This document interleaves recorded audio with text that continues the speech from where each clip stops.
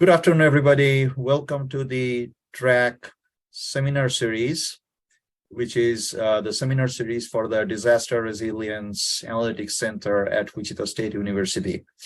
Today we have speaker Dr. Rob Wallace, and my colleague from University Libraries, Nathan Filbert, is going to do the speaker introduction. So Nathan, please go ahead. Great.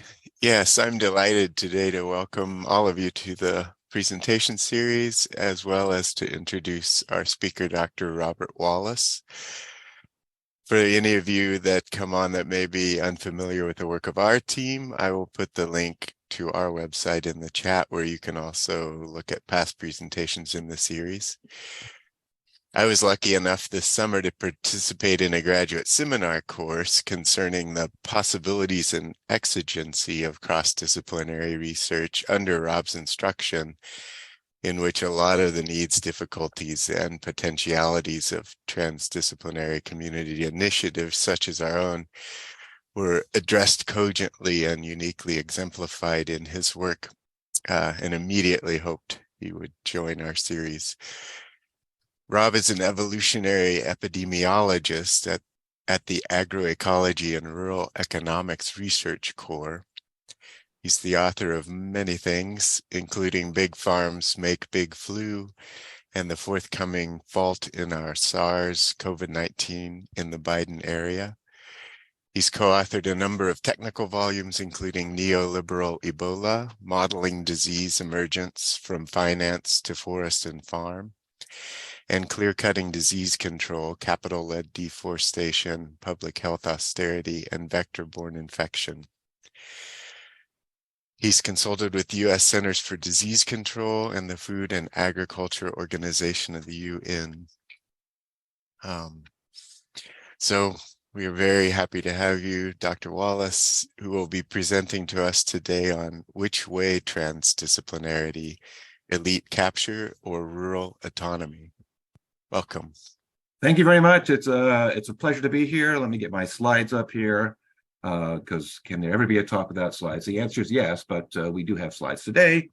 And today we're going to talk about transdisciplinarity in the context of disaster and resilience, the focus of the center. Unfortunately, as absurd as the difficulties involved in what we Earthlings face, these various problems aren't a matter of puzzles. It's not just about puzzles. It's not just about mechanics of climate adaptations, for instance.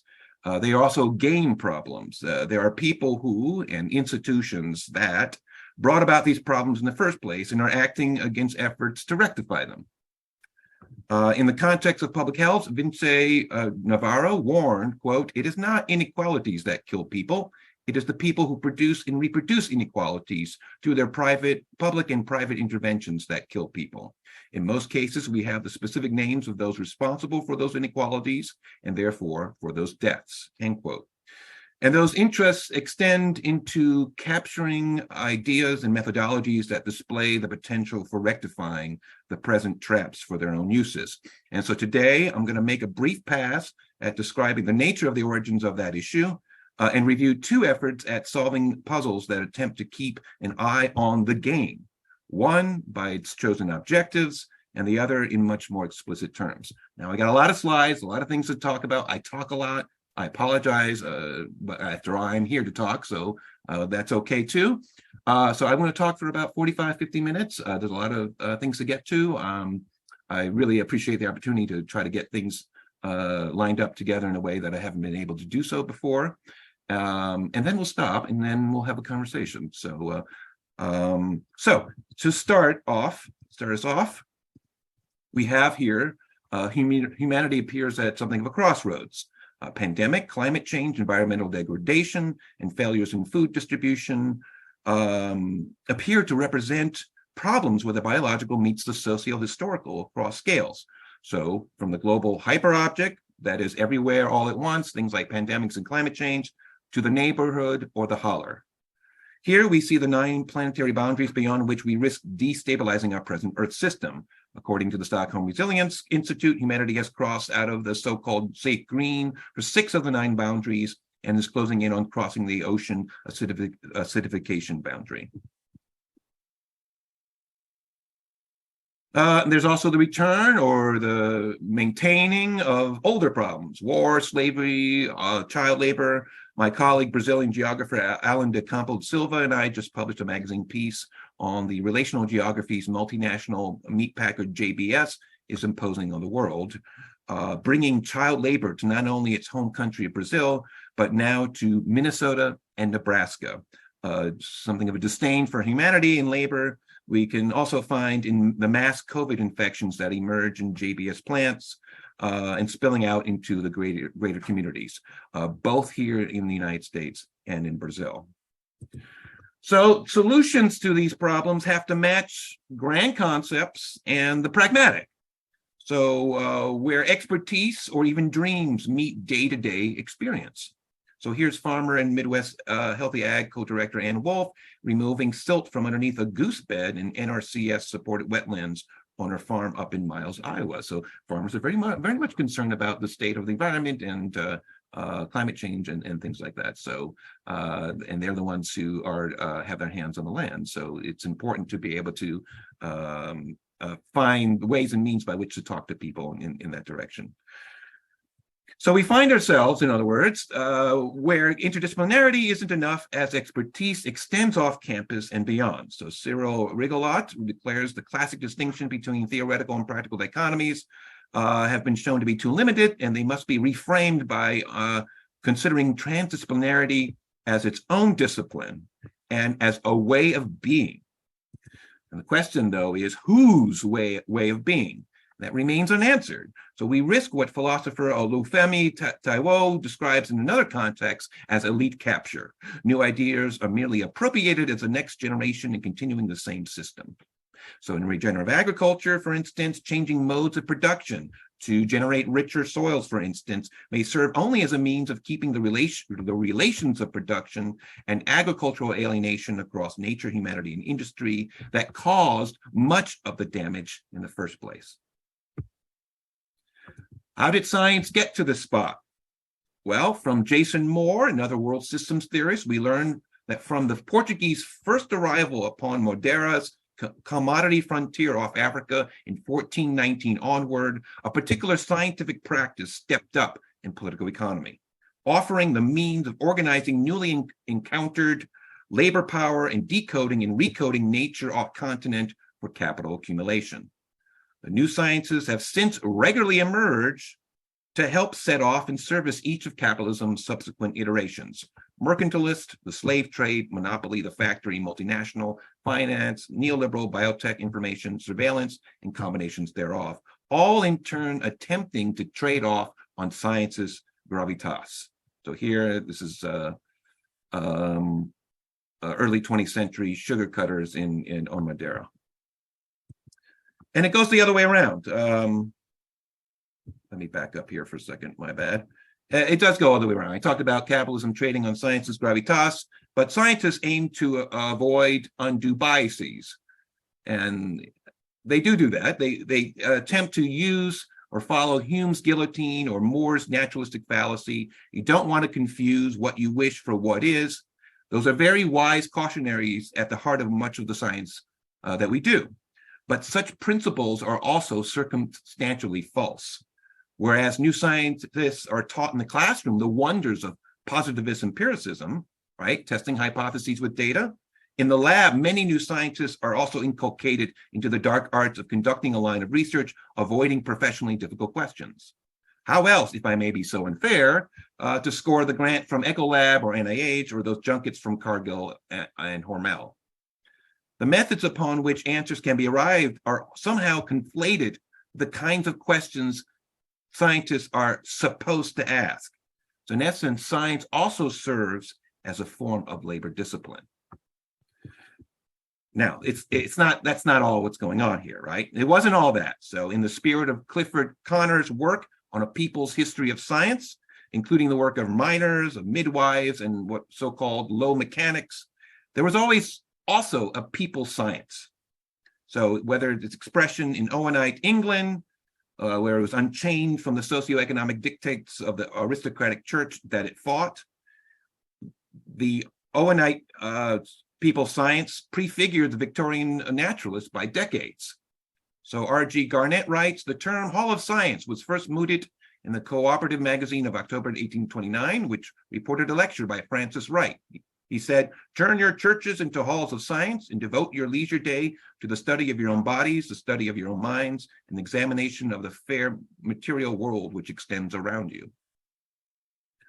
So in Alfred Russel Wallace, a scion of these halls of science, like that of the South London Rational School depicted here, the largely independent lineage matched the reluctant Mr. Darwin to a theory of natural selection.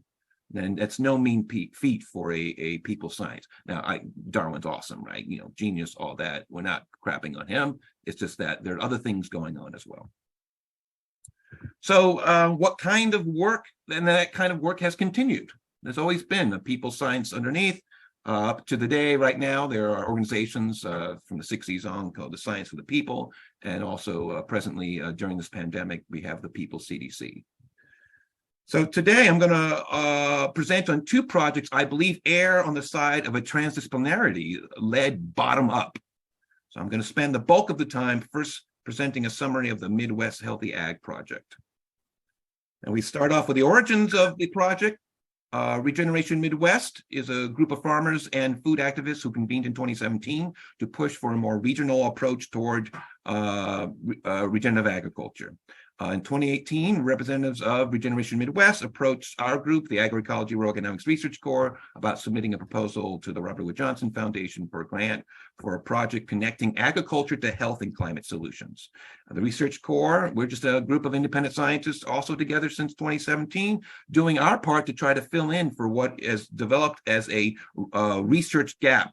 Many of the land-grant universities have lost state funding. They've gone to look for private money. So land-grant universities are abandoning their charters, in essence, turning themselves into agribusiness R&D. That leaves a lot of rural communities and also in cities who are not getting their scientific needs met.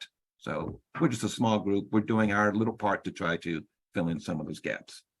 So we were fortunate enough to score a 2-year grant from the Robert Wood Foundation to do this.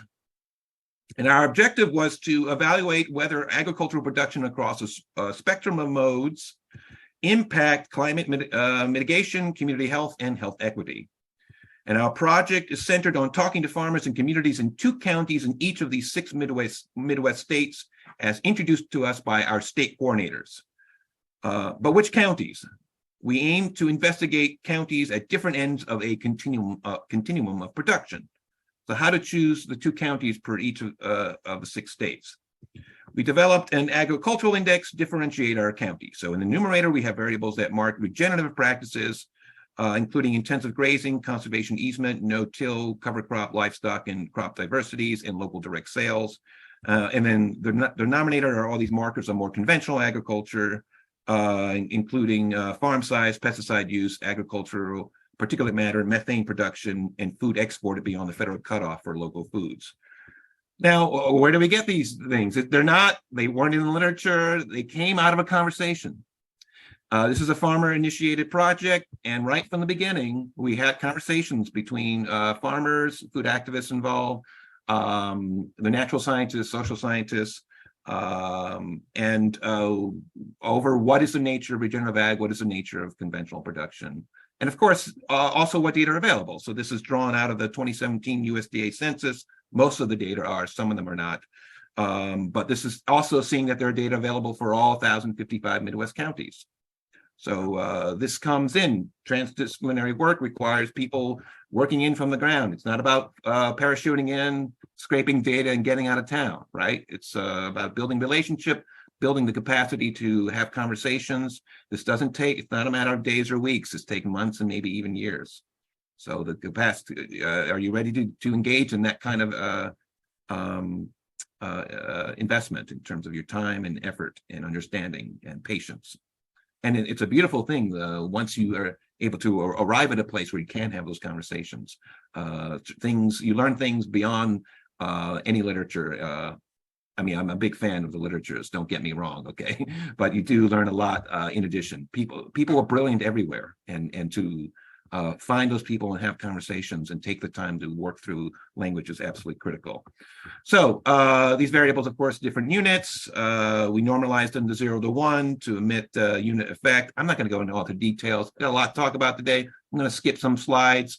We ended up having 2 types of indices based on how we scaled them. Don't need to talk about it, other than to say that we marked in the blue are those 7 counties that are more on the regenerative ends for Nebraska, in gray more on the conventional end of our continuum there. Reason why we chose 7 on each is because we wanted our state coordinators that I showed you up earlier to have a choice by which to choose from the counties, to choose our conventional county and our more regenerative county. Why do we offer a state coordinator a choice? Because while they know their states a lot more better than we do, they may have more contacts in one county more than another. So in other words, what we're getting here is that this is very much a human endeavor. And if you are going to be engaging in the community, you have to find out where they are and what they're able to do, given what they have and what time and resources and their histories. So we gave our state coordinators the option to choose the one county on each of the continuum here, because that it is a human process by which you're going to go trying to find people to interview, and it's not just about data driven. It's about humanity involved as well. So we made our we plotted our index based across all 1,055 counties. The greener it is, the more regenerative it is. But of course, I mean, you may say, hey, you guys chose the wrong variables. It's entirely reasonable. Each group may come up with a different set, and we encourage that. Let 1,000 flowers bloom, different ways of going about doing this. It might be that, one thing that comes up is that the continuum isn't just blocked off by states. Obviously, the thing that pops up, you see here across the along the Great Lakes states in the north here, they're considered very regenerative. It's not that because it's a lot of regenerative ag there. It might be in part because there's very little conventional ag there, right? So there's other things we have to keep in mind going on, though that might change as climate change happens. Conventional ag is starting to try to move up into those northern counties, leading to considerable conflict with the local communities. But there's some things that we don't know about. 1,050, some of these states are larger than whole countries elsewhere, right? So it's ridiculous. There's 1,055 counties, a lot of counties. We don't know all of them. We have people in some of these states and others we don't. I have no idea why there's this green strip through Ohio. That will be for phase 3 in our work, hopefully, that we'll move to the other 6 states to do our analysis there as well. But it opens up the store. Maps are wonderful, and they give you a nice 30,000 view understanding about this, and it speaks exactly to what our Regeneration Midwest wanted. I originally said to them, hey, let's look at 2 or 3 counties. And they say, no, we want you to do all 12 states, which is ridiculous, right? It's absurd and also beautiful and wonderful because they have ambitions and they wanted to move in a direction of more getting all these, a more regional approach and to be able to meet people who are in for regenerative agriculture in other places as well. So this speaks to what does the community want and what can we deliver? We ended up starting off with the 6 states, which is also ridiculous, but we made a good effort to try to get a big handle on all 12 states about where things are. I'm not going to go into the details about what we found here so far. There's a paper in Land that hopefully if I find time, I'll put a link in. Bergman et al. 2022, if Nathan wants to look that up. He can put it in the chat there, but this gets all into the details there. Moving on, we also clustered it into 9 different clusters, and they are clustered by all these various variables from our index here. And what's interesting, again, they're not by state. Just to go back a second here, you can see some of them are somewhat geographically continuous. Some of them you see along the Red River here, Minnesota and the Dakotas. But at the same time, others are separated by vast distances, and it's fascinating that we are on another precipice of finding out how do counties that are far apart from each other converge on the same combinations of agricultural practices. Is it just by chance? Is there historical things? Is there convergent biogeology. So these are all questions we haven't gotten to yet, right? So our community partners are so ambitious, they ended up setting up a career's worth of research that we need to go on here. So, the distributions of the variables here that comprise the agricultural index show how the 9 clusters differ from each other. For instance, in the purple and blue clusters are areas of considerable conventional production as defined by the index, but they also differ. So as a group, the purple counties show a distribution heavy in pesticide use and light in no-till and intensive grazing, while the blue counties show more no-till, larger farms, and little in local sales. So much work remains. I'll skip this slide just to go in that we started this work much as the center did in the beginning of the pandemic. So we know your pain, we understand that, and we had to do most of our farmer interviews online or by phone. But we did see this as an opportunity to see what COVID tells us about agriculture or vice versa. So so we asked, what if production has something to do with the distribution of COVID? I mean, is it merely it's not merely a matter of hierarchical diffusion related toward who's connected to the coasts from in which COVID arrived. Maybe it's not just about the mass mandates or state shelter in place orders. Maybe there's something going on beforehand.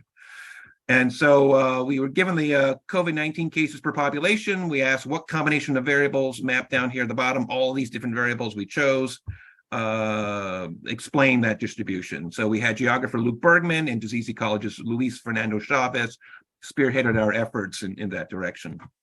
So, we start off with the POTO variables. Some of these variables you might recognize from our index, but also this population by race, employment by sector, numbers of nurses and physicians, ecoregion, vote share, poverty, etc. And of course, we have a very complex system across a large geographic region, likely defined as the correlation matrix shows here by many weakly interacting variables on the off diagonal. Bergman and Chavez ran cycles of 1,000 ordinary least squares, linear regression models to estimate the best fitting general model, meaning what explains over the 1,055. They also ran a geographically weighted regression to model spatially localized relationships. But the best general model here captures many of the variables we discussed today. So we have our index numerator packed with all those regenerative ag variables is negatively related to COVID across the 1,000+ Midwest counties. And so this is the first year of COVID, right? The denominator with all those markers of conventional production is positively associated with COVID. But there's also a level of population uninsured, non-white population, number of slaughterhouses, life expectancy in 2014, and employment in industrial agriculture. So that's our big picture across the 1,055 counties. So we're saying that even before COVID arrived, now what's the explanation? Our hypothesis has to do with how even the most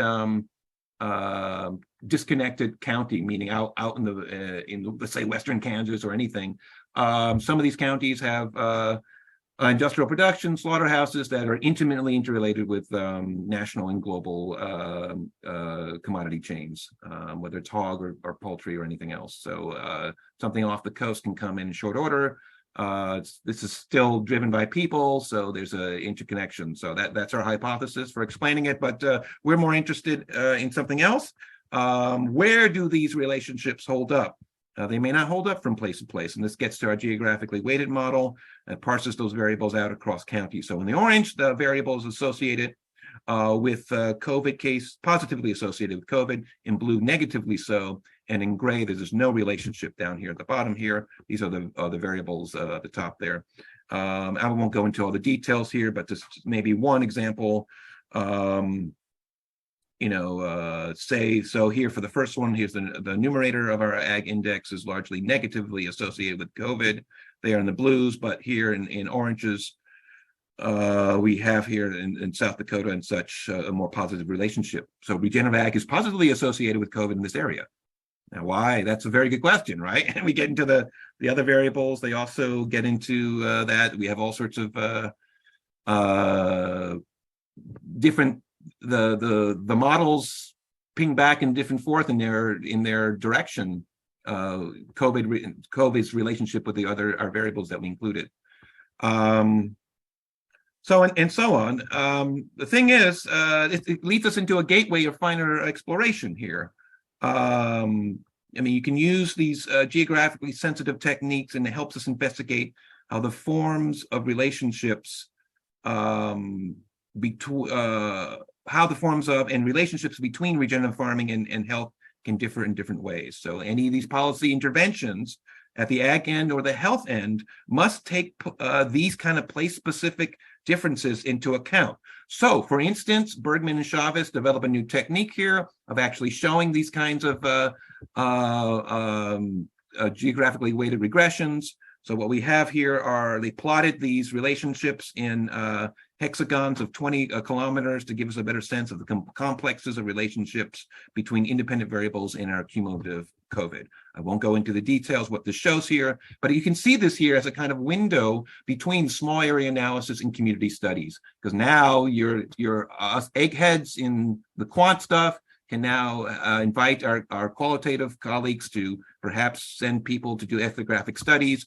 Why here in northern Michigan were there positive relationships between percent Hispanic in life expectancy and percent Black, but a negative relationship with the numerator, or the other way around, if I got the colors right. But my point is that now you have a nice little pipeline, and our work is thoroughly involved in a multi-level studies between high end, all the way up at 1,055 counties, all the way down to individual conversation with farmers, but also through the community studies that one might be able to conduct, and trying to get those different levels to talk to each other. Okay. So I'm going to just get right into it, that the larger point of our study is to see whether these kinds of county level analyses match the kind of individual and community level analysis, which is what I was just talking about. And we learn new things about the relationships across ag, health, and environment in whichever direction the multi-levels of analyses relate, and whether they converge or diverge. Something we might find at the level of the county may not parse out in terms of our interviews with individual farmers and community members. And that's important, because if they converge together, then you can actually maybe conduct a county level intervention. If they diverge, then the county level intervention may not speak to the needs of individual farmers, and then your intervention might have to be at two scales. So these things are important. They speak directly to policy and initiatives. So we interviewed 94 farmers in each of the two counties from each of the states, 94 overall. It was ridiculous. I mean, meaning there's a lot of farmers to talk to, 2-hour conversations. These farmers are very busy. Because of COVID, we caught some of them during the harvest time. So you need to know that, not to do that. We were under constraints, but you have to know who you're talking to. And they were very kind enough to speak to us even under those difficult circumstances. And the interviews are rich in capturing the daily fabric of farmers' lives, as well as their generational flux. So they also capture the decision matrix that farmers walk around with in their heads, often at one and the same time, very ingenious and also contradictory, as they juggle the demands of the increasingly industrial economies of agribusiness production and the natural economies of growing plants in soil, in sun, and animals of a particular reproductive cycle. So we also acknowledge the risk of what's called the fallacy of silent evidence, and that these are the farmers that have succeeded or at least survived. So we're not interviewing farmers who've lost their farms to consolidation or their very lives to suicide or occupational morbidities. So we need to acknowledge all the various caveats along the way. Our studies have all sorts of caveats in all sorts of different directions, but we are very much focused on the objective of what we can learn out of doing this. An ambitious project that our community partner asked us to engage. So, like these farmers, I'm not an academic, nor am I pink collar. My time isn't paid by a university or a government agency. And if it only as an exercise, I had Nathan send me a gas card And this is very much along the lines of what we have our farmers do, give our farmers. Now, it's not so much to emphasize, it's not about the money. It's more about emphasize that working with people beyond academia involves a different kind of economy. And you'll have to get your mind wrapped around that. It could still be a kind of gift economy that academia also involves. Like you invite a scholar from elsewhere, they give a talk, and vice versa. That's very much, it's not just about paying people, right? But this is a different kind of gift economy, and you have to learn and practice what that involves. So in any case, moving on, rural life, as you well know, extends beyond the farm gate. Rural life is more than agricultural productivity. So to capture a better sense of community life, including a variety of issues around intersectionality, we convened all sorts of focus groups, 61 people in total so far, including women in agriculture, BIPOC farmers, farm commodity dealers, health practitioners, agrarian students, the Latino community, the indigenous community, and we have multiple focus groups on this slide. And in other words, we are pursuing a special emphasis on the kinds of community that are index missed, in part because, frankly, 98% of land, farmland in the U.S. is owned by white people. And, we don't want to, if we are trying to assimilate the notion of the fallacy of silent evidence, who do we end up missing in speaking to farmers that presently have land? So it's not that fallacy does not just extend to the dead, it also extends to the denied. Of course, that is all changing in rapid order. New groups have been emerging even over the course of our study, including the Midwest Farmers of Color Collective, but also from state to state, including in Illinois, the Urban Stewards Action Network and the Farm Worker and Landscaper Advocacy Project. And it's important to include their perspectives as the country and farming itself changes. And we saw changes even within the last 2 years under COVID. There's all sorts of things going on, and one needs to allow other voices in.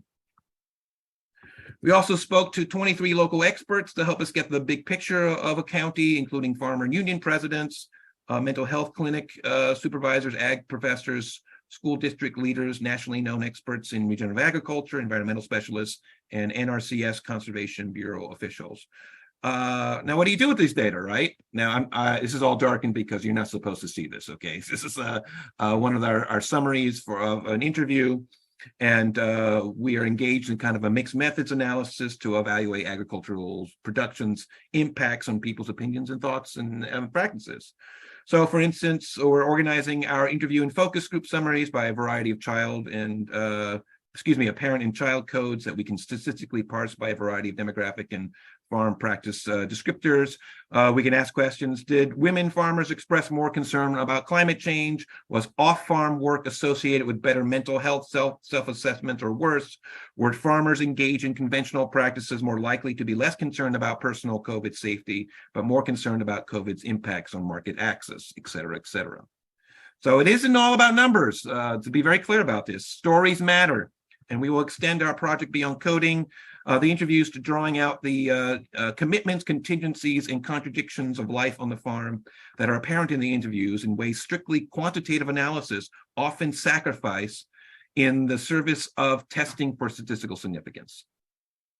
So we live in a world in which we are big on statistical analysis, and we do qualitative analysis, and we have those things speak to each other.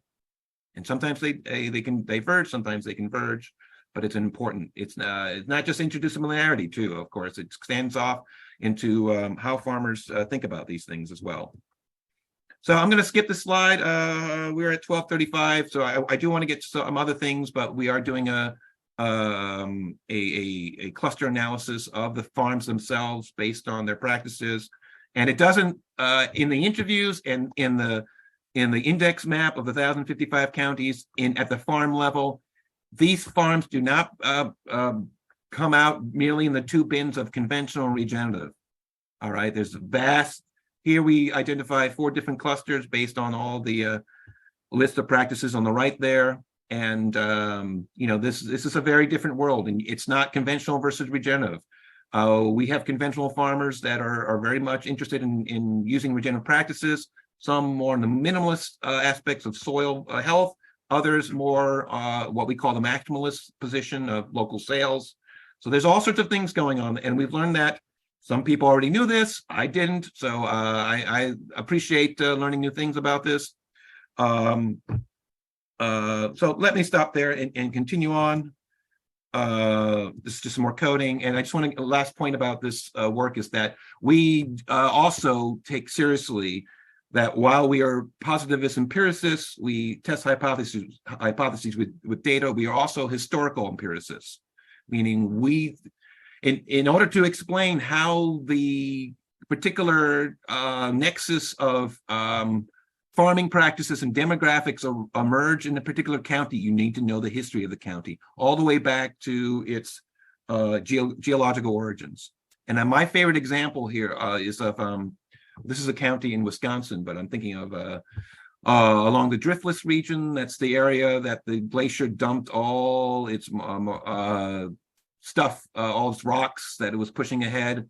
Southern Minnesota, western Wisconsin, and northeast Iowa, I think parts of Illinois there too. So this is a really hilly, rocky place.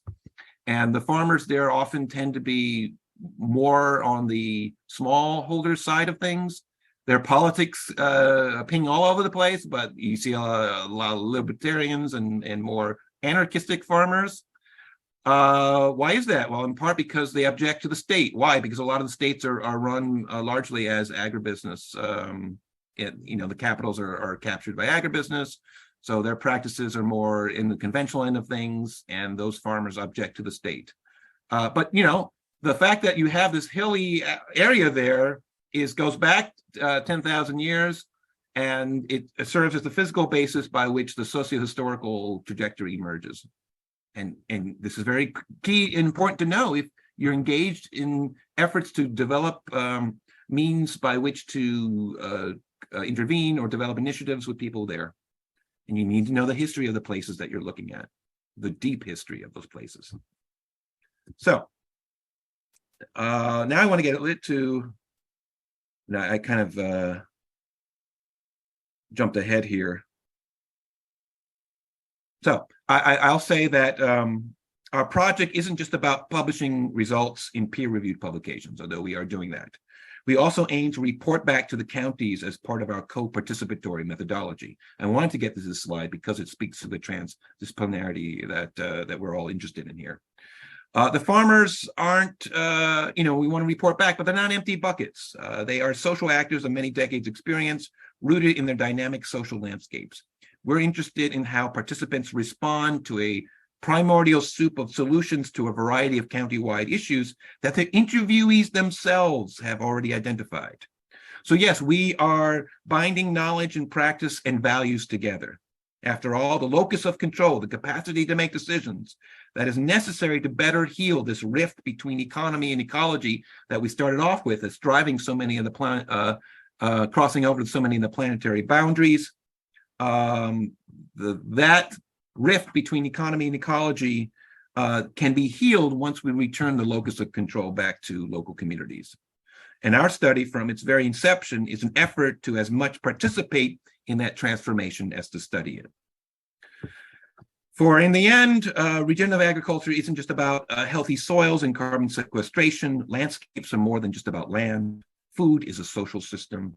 Regenerative agriculture can succeed only if it's linked to farmer autonomy, community socioeconomic resilience, circular economies, community land trusts, integrated cooperative supply networks, food justice, reparations, and reversing deeply historical race, class, and gender trauma. Healing what's that metabolic rift there between ecology and economy that's driving the damage at the heart of much of modern agriculture involves imprinting a different political philosophy upon the landscape. So we move out from underneath the kind of suburbanist export capital, turning rural counties into industrial sacrifice zones and into integrated regional food landscapes tended by local communities. I think, given the time, well, I'll tell you what, I know I have a little bit more time here. I was going to go through what were some next steps here, but maybe I'll just talk a little bit about the second example I wanted to talk about. It has nothing to do with Midwest Healthy Ag, but it is a project from the Agroecology and Rural Economics Research Corps. And what we do here is we're much more explicit about our the nature of dealing with that conflict between agribusiness and farmers. And in fact, I think we're much more combative about it here in this work. And we are more explicitly modeling potential strategies by which farmers and public health practitioners can simultaneously defeat outbreaks and the agribusiness that, by their actions, support those outbreaks. So, so it's going to take defeating agribusiness to be able to institute new agroecologies that keep proto-pandemics from emerging in the first place. That's our operative assumption. So there's some modeling that we do. I'm going to skip all this.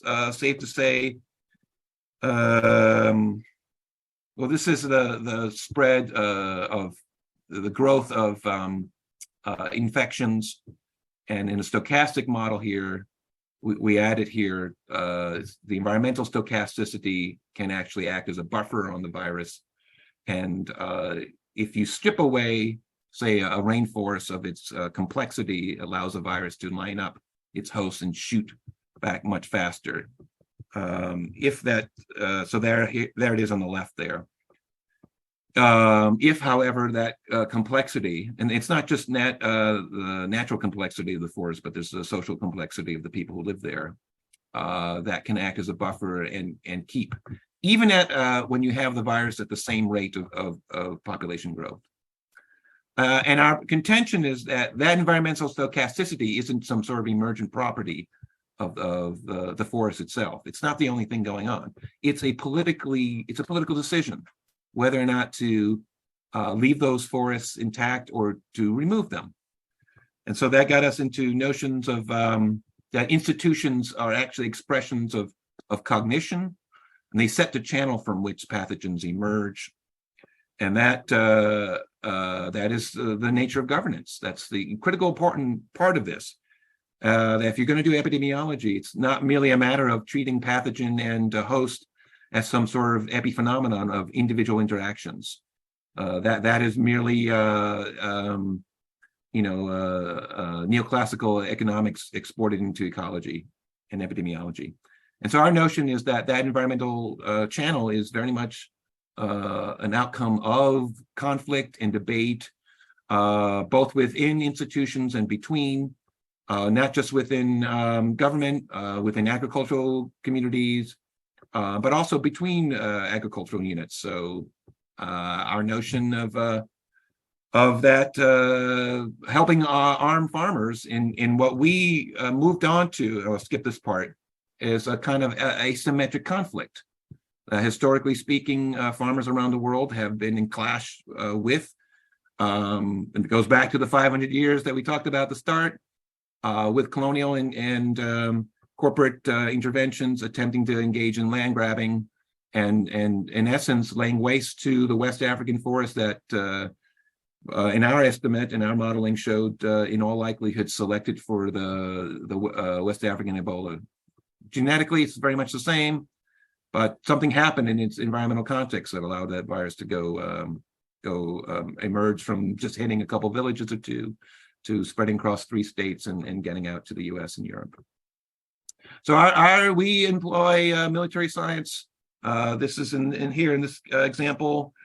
We use John Boyd's observation, orientation, decision, action loop of military group cognition along a kind of war landscape dominated by friction and the fog of war to devise strategies in asymmetric conflict by which farmers and public health agencies could defeat agribusiness models driving pathogen outbreaks. And historically speaking, that has been along the case. Agribusiness pretends often, I've heard them in various talks about that we are a family, meaning speaking to the farmers. But there has been long oppositions that have stretched across a continuum of interventions, certainly within the bounds of civic society. So here we have farmers in the 1930s blocking roads leading to markets in Sioux City, Iowa, as an attempt to reduce the supplies and keep prices up. They also invented what's called the penny auction there to make sure that farmers who've lost their farms get their farms back more easily. And certainly agribusiness has stretched things in their direction as well. So civil society, but also, frankly, to direct violence. And one can think of Chiquita in Guatemala. You can think of Operation Produce in Indonesia. But all the way up more to more recent conflicts, here's the Kentucky National Guard Agribusiness Development Team 3 in Kapisa province in Afghanistan. It isn't just about sharing hoop houses with farmers there, but also championing GMO seed and row cropping in corn. We have in Iraq by orders 24, 27, 81 that they instituted. You have the Coalition Provisional Authority there when it was there. Basically opened Iraq to foreign seed breeders and prohibited farmers from reusing seeds of protected varieties.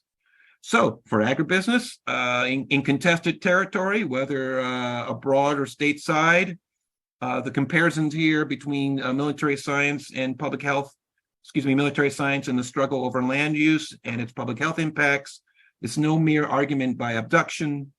You might have to ask yourselves, and we might all have to, if we chose to do so, on which side we're on.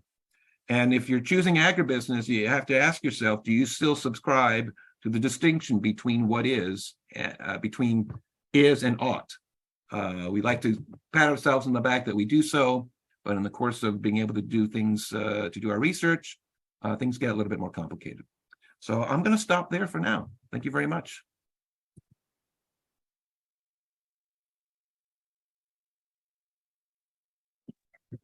Thank you, Rob. Are there any questions or discussion out there? It's a lot to process quickly, as always. I often take the opportunity to put a lot of things together. I was speaking to Nathan earlier about that. I've arrived at a moment in my career in life. I have a 14-year-old that things have to be explicitly discussed in order to deal with what is, as we all know, deep generational historical moments that we are find ourselves in. And so sometimes we have to have a really open and honest conversation. Any thoughts? Maybe you just think I'm full of BS. That's entirely reasonable too. People have told me that as well. So, we're here for an open conversation.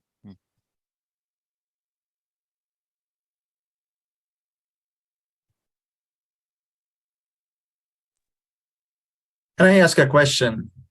So in your chart, I think around the beginning of your presentation, you talked about isolating some of the various variables and finding correlation, particularly in the context of the COVID-19. So how much of those correlations translate into causality? So if you look at so there could be correlation between a couple of variables, but the cause and effect relationship, how much of that is established? Well, causality is often arrived upon by if you have the correlations and also some aspect of mechanism, right? That is a very good question about, the reasons why some of this came up. And as far as the geographically weighted regressions, we presented ourselves with 50-kilometer polygons there across the entire Midwest, and we are not in a position to be able to explain each one. So I try to give an explanation that we've had in mind in terms of the general model of why we thought the conventional ag turned out to be more positively correlated and the regenerative less so, and it had to do, as I explained, the contact connection with the rest of the country. But these for us are getting us to a point to arrive at the door by which we can try to address some of these questions. We have a paper we're beginning to write on the more qualitative side of it in terms of talking with farmers, but that is more along the lines of their vantage point about what was happening in the community And that may actually differ from place to place. And so it's not coming out so clear cut that, so for instance, you have farmers on the more regenerative end who are not in favor of some of the COVID interventions, in part because they think that eating healthy is enough. Then you have conventional farmers who think that COVID is not anything either, because they have more focus on productivity. And I mean, these are the way I'm describing it makes it sound like caricatures, and they're not. The actual interviews are actually quite subtle in the how people arrived at what they think based on their own individual histories, their communities, and the like. So getting those to speak to how that might explain the mapping is tricky business. So I'm glad you asked that, because actually you can see that I'm talking through an answer here. And I will say that the most important thing about that map of the polygons across this is to show that indeed the communities differ in the relationships between the input variables and the COVID outcome. And to us, that is the critical explanation. Why each polygon is like that is a wonderful question. And we offer some possibilities, explanations, but we don't pretend like those are the answers. But this gets us, as I explained, to the gateway between those kind of small area analysis and the kind of follow-ups that would actually help better unpack why any one of those hexagons ended up in that kind of combination. Thank you.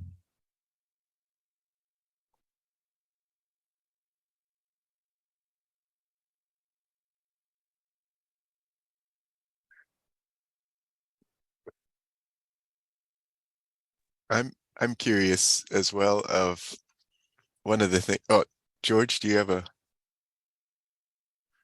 No, go ahead. I'll ask next. Mine's a little bit more method oriented. Like, one of the things that we've obviously run into is how complex and different, as you just spoke about, from community to community across even just, a section of Kansas is. And I liked those areas where you were speaking to the variables that clearly came out from the community discussions, as well as things we would look for with our kind of regular data. And I wondered the method, the process of getting that you know what I mean? Like interrelationally, like that. Right. So, once we got the grant, we hired a couple social scientists, and we hired some of our state coordinators from various people we knew through our community partner. And we got into a room just to have a bunch of conversations about the nature of the project. It wasn't about the index at all. I mean, it was about other things. Even the interview process was about learning to talk to each other in if not in common language, and to at least understand each other's languages. Now, in retrospect, it might be, did we do the right thing in developing an index that works for all 1,055 counties? On the one hand, yes, that allows us to do some aspect of comparison. On the other hand, the question that we arrived at is regenerative ag, the nature of what people consider regenerative ag, the same in Kansas as it is in Indiana or Minnesota or Iowa. And maybe we missed something. Maybe it is about orienting things to hear from place to place what they think of as the nature of what farming is, what ag is, what regenerative ag is. So I do think that in any direction that your center goes in, as far as going out there, it's essential to find the funding to hire someone from the community. And it's not just about buying it in or anything. It's truly developing a kind of mutual respect, not only to signal to make the project go well, you will truly learn a lot in terms of not just the kind of methods that you might apply, but the very question that you might be asking. Mm-hmm. And I think we have gone through a lot of that and deeply appreciate it. I mean, I'm not the same scientist I was before I started on this project, and profoundly changed in the way I approach things. Let me tell you, very much messed up as well. There were some missteps on our part.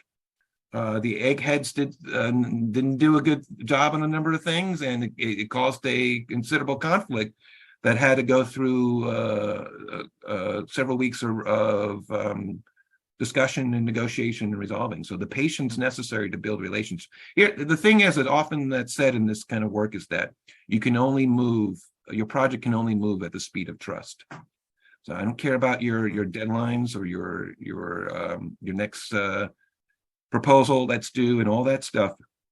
You're not getting anywhere if you're going to twist people's arms and get them on your academic schedule. It has to be something else. It has to be the willingness to work through with people and develop those relationships to get to a place where you can not only deploy your project, but also develop a way of talking and being that allows you to make this transdisciplinary object that is something more than the sum of its parts.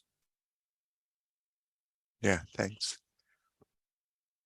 George, do you have a question or comment? The Are first you, talk, go ahead. which is, I'm sorry, can you hear me? Yes, we can.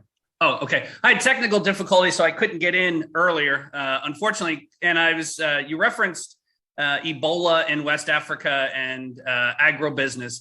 And I'm curious about that specific example, but I think it's applicable to others, is how do you weight the different factors when multi-causal events like the creation and spread of Ebola? How do you put the weight on certain types of practices like agribusiness? So I can certainly see agribusiness producing new pandemic strains of certain types or serving to amplify or broadcast. I'm certainly amenable to that argument, but sometimes when things are multi-causal, that I find if our focus is on one cause, we tend to find that cause to be prominent. Right. So I should be very clear that our work in that direction was more along the lines of what's called inductive reasoning, but it did, we emerge out of the modeling. We did also have some of the geographic mapping of deforestation in the area as well.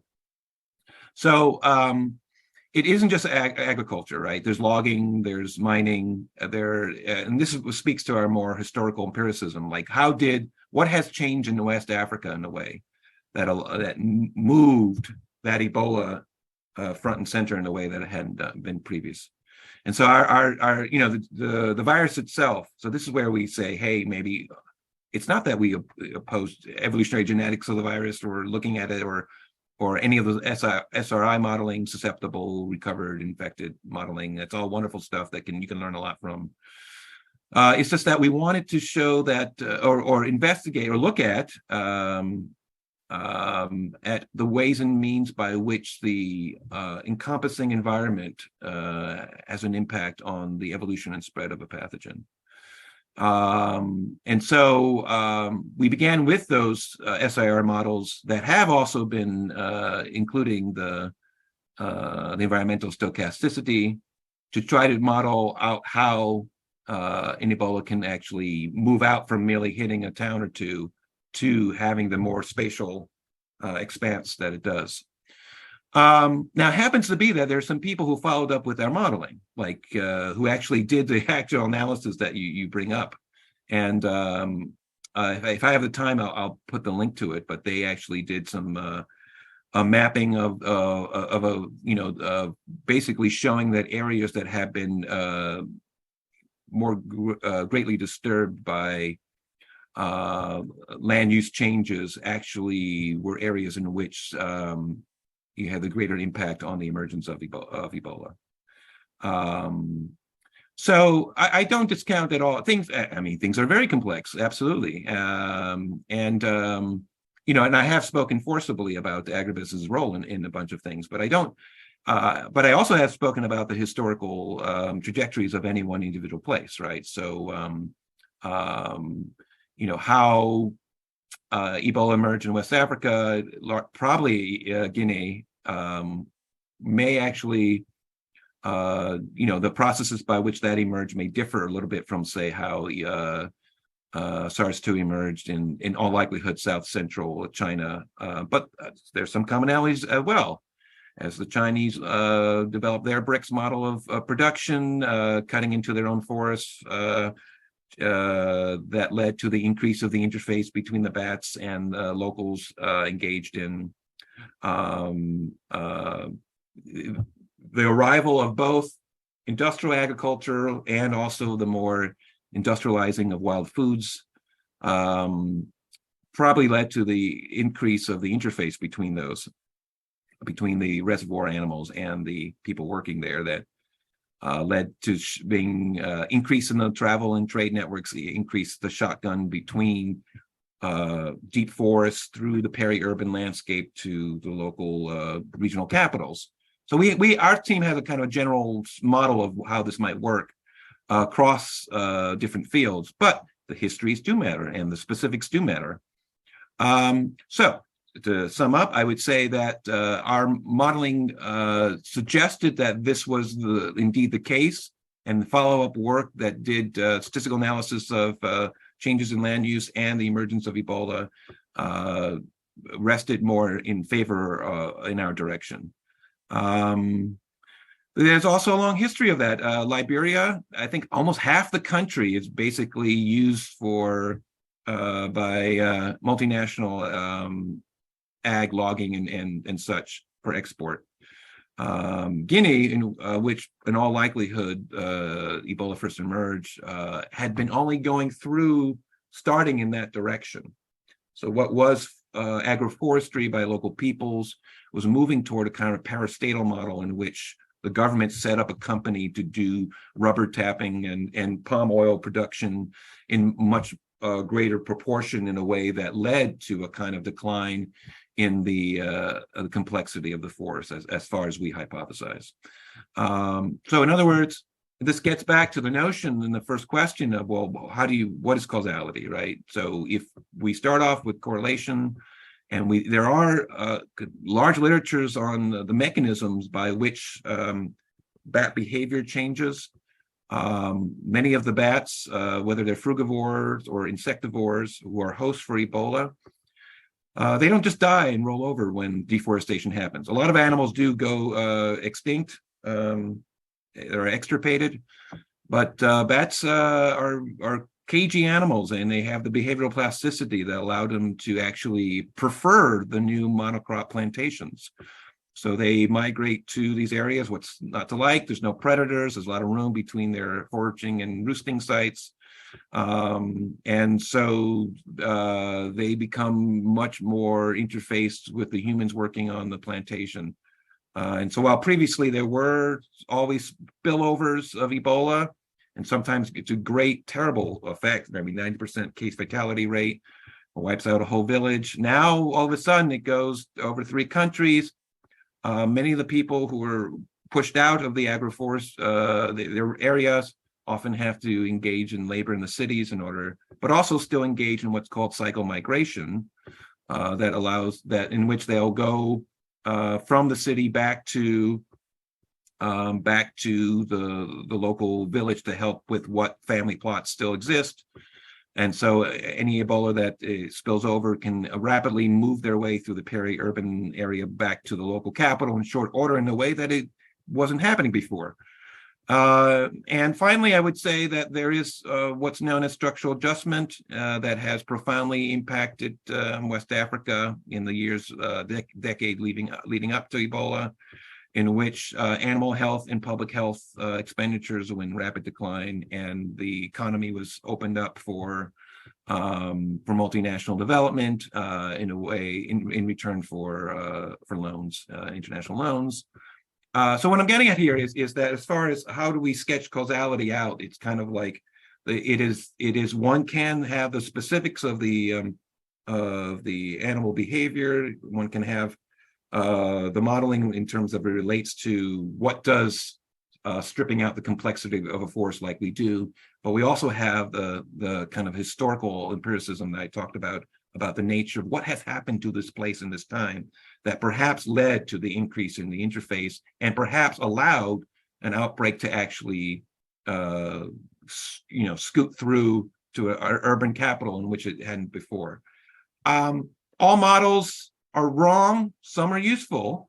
Our notion is that this complementary explanation across disciplines, from the virology of the virus, the evolutionary genomics, to the ecology of the host animal, to the local economies, the local histories, all the way up to the kind of global political economy, permits perhaps a one possible, but we think fuller explanation about how this particular pathogen spilled over. But certainly there are other alternatives and other ways of possibly approaching this.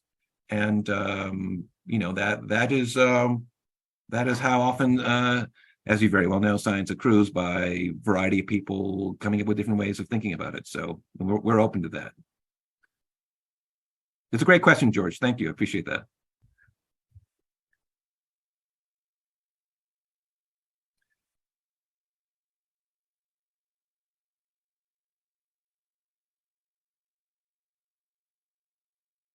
Any other questions from the audience? All right. Well, I think it's it. Thank you so much for coming. I really appreciate it, and appreciate the invitation. And I wish everybody the best of luck in your work. And it sounds like the center's doing wonderful stuff. I appreciate what you guys are up to. And we do have a state coordinator in Kansas. I haven't talked to her in a while, so I'm due. There's a good example of retaining and building relationships. So I'll give her a call again. But Kansas is doing all sorts of wonderful things, and I appreciate what you guys are up to. So thanks. We do really appreciate your time and presenting your research to us. Take care. Thanks. Thank you. Thank you very much. Thanks, Rob. All right. Take care. Thank you, everybody, for attending.